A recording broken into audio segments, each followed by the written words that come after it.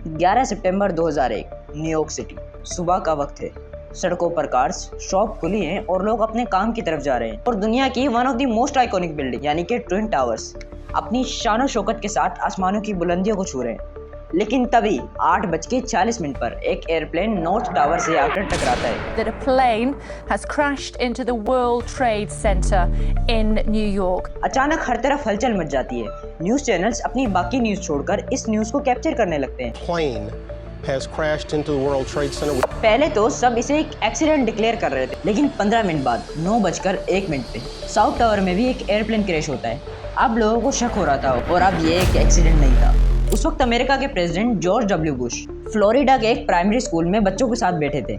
जब उन्हें इस बात की खबर मिली तो उनका चेहरा 7 सेकंड तक बिल्कुल ब्लैंक रहा। पूरी दुनिया वो 7 सेकंड देख रही थी। और कुछ दिन बाद बुश ने एक ऐसा बयान दिया जिसने पूरी दुनिया को बदल के रख दिया। 1 अरब 80 करोड़ मुस्लिम की जिंदगियां एक ही नैरेटिव ने हमेशा के लिए अफेक्ट कर दी। आखिर वो नैरेटिव था क्या?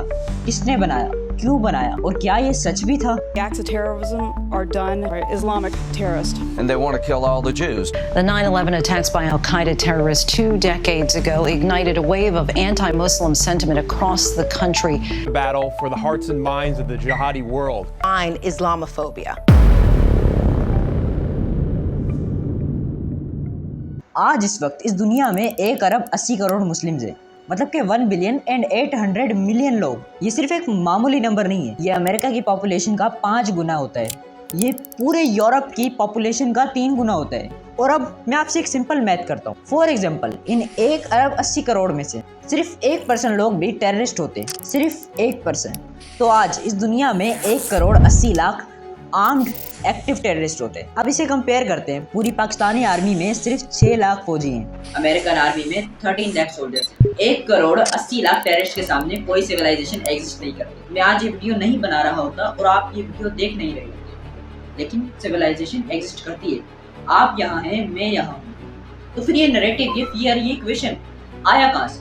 इसे समझने के लिए हमें जाना पड़ेगा एक स्पेसिफिक मॉर्निंग में, एक ऐसी सुबह जिसने पूरी दुनिया का रुख बदल के रखा हमेशा के लिए।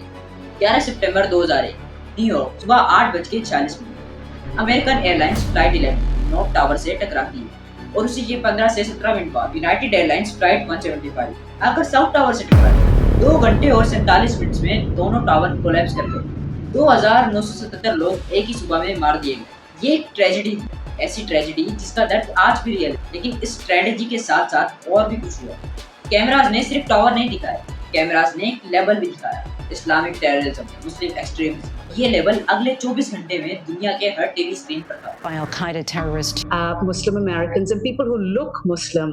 जॉर्ज डब्ल्यू बुश ने 20 दिन बाद कांग्रेस के सामने कहा, You are either with us or you are with the terrorists. Either you are with us or you are with the terrorists. कोई मिडिल ग्राउंड नहीं, कोई नॉन्स नहीं, कोई सवाल नहीं। और दुनिया ने बिना सोचे समझे कह दिया, We are with you. और फिर 2003 में इराक में हमला हुआ। Reason, weapons of mass destruction. वो वेपन्स ऑफ मास डिस्ट्रक्शन जो कभी मिले ही नहीं, लेकिन तब तक इराक तबाह हो चुका था। ब्राउन यूनिवर्सिटी के कोस्ट ऑफ वार प्रोजेक्ट ने 2023 में एक रिपोर्ट पब्लिश की। उसमें लिखा था, पोस्ट 9/11 वार्स में Iraq, Afghanistan, Syria, Yemen, Pakistan 9,40,000 लोग डायरेक्ट वायलेंस में मरे। और इनडायरेक्ट डेथ्स, इकोनॉमी डिस्ट्रॉय होने से, हॉस्पिटल तबाह होने से और डिजीज से 36 से 38 लाख तक पहुंच गई।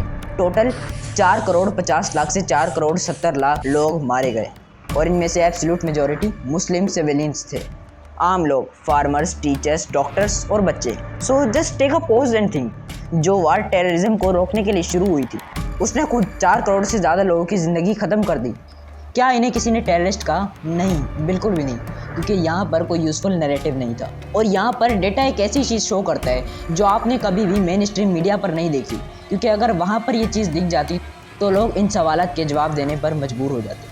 अमेरिका का अपना research institute CSIS, centre of strategic and international studies, ये कोई इस्लामिक ऑर्गेनाइजेशन नहीं, ये वाशिंगटन DC का टॉप सिक्योरिटी थिंक टैंक है।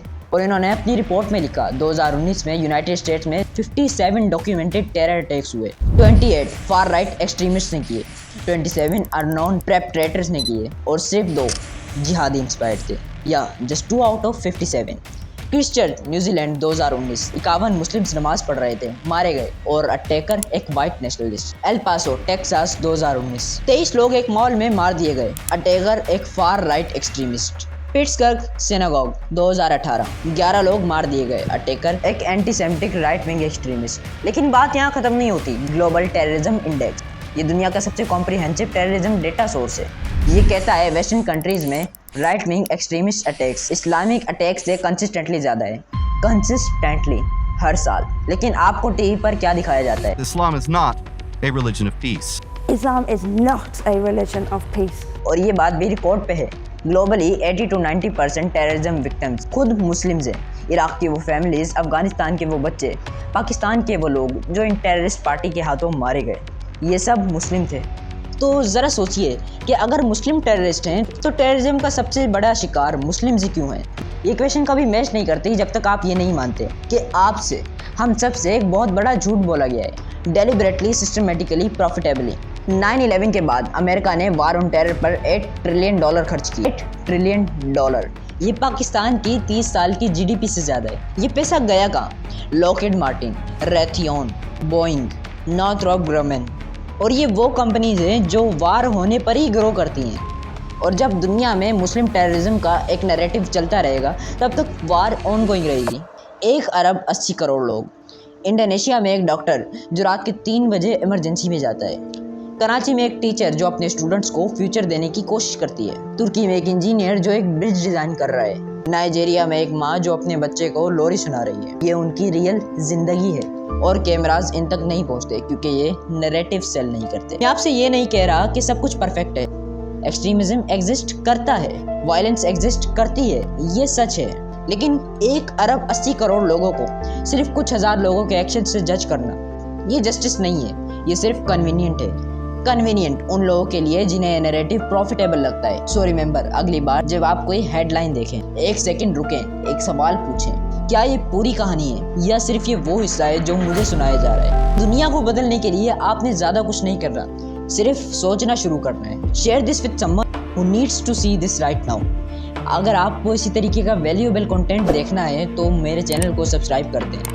नेक्स्ट वीडियोस में हम एक ऐसी सीरीज़ बनाने वाले हैं जिसका आप लोगों को काफ़ी दिनों से वेट है। सो मेरे चैनल को सब्सक्राइब कर दें ताकि आप मेरी न्यू वीडियोस देख सकें।